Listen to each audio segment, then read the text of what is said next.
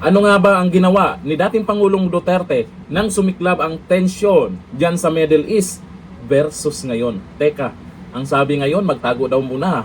Nako, eto makikita po natin kung gaano kamahal ni dating Pangulong Duterte ang mga OFW, mga bayani nating OFW.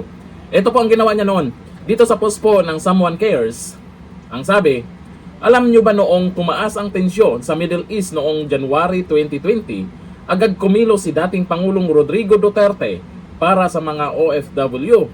Sa gitna ng alitan ng Iran at Iraq, maraming Pilipino ang nangangamba. Delikado ang sitwasyon. Posibleng maipit ang mga kababayan natin sa gulo. Hindi na raw maghintay si Duterte ng masamang balita bago kumilos. Una, yan talaga ang isa sa kaibahan ng dalawa. Napapansin nyo naman pag nagkaroon tayo ng bagyo. O di ba? Si dating Pangulong Duterte noon, bago pumasok yung bagyo, nakahanda na.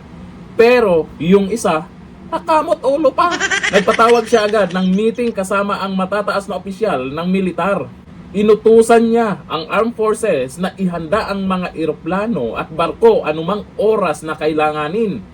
Dalawang barko ng Navy, BRP Davao del Sur at BRP Ramon Alcaraz, ang ipinadala mula South Harbor para maging handa sa posibleng repatriation.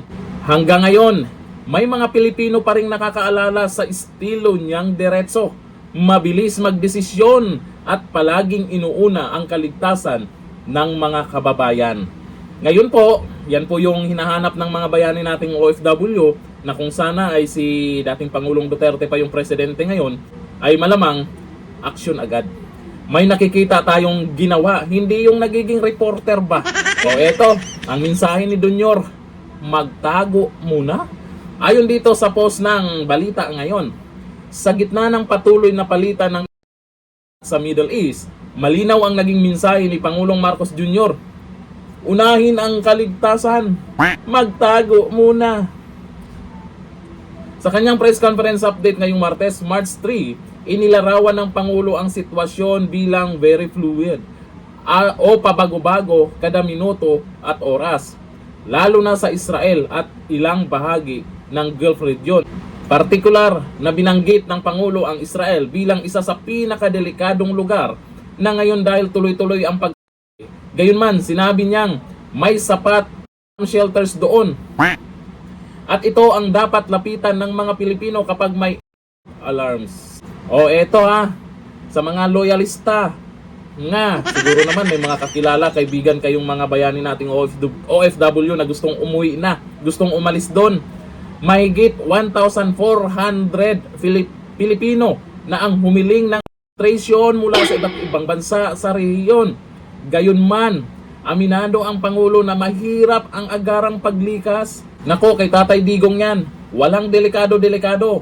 Basta ang gusto niya ay maiuwi lang yung mga bayani nating OFW. Hindi yung magtago muna sila doon. Grabe naman yan. Paano pag gustong umuwi na nga dito? Natatakot na nga sila doon. Sa bagay, ibang-iba ngayon versus noon. Kung si dating Pangulong Duterte, hindi ganyan ang magiging desisyon. O ayon dito sa mga nagkomento, sabi ni Sammy Dean Domin, tama naman siya kung gagastos ang administration niya ng malaki ang halaga para sa kapakanan ng mga OFW, paano naman ang mga maleta nila? Akala ko pumanig na sa kay Dunyor tapos bandang huli maleta na naman Sabi ni Musan Takashi, kawawa ang ating mga bayani na OFW kung gaano sila kamahal ni Tatay Digong noon, kabaliktaran naman ngayon. Kitang-kita po natin kung ano yung galawan. Kawawa po ang mga bayani nating OFW na gustong umuwi pero hindi makauwi kasi tago daw muna. Sabi ni Jomar Marahay, kung si Duterte pa yan, walang panganib-panganib, aksyon agad. Mahalaga kasi mga OFW sa kanya. Correct. Kaya mapapansin nyo po ngayon, halos lahat ng mga OFW, suportado ang mga Duterte.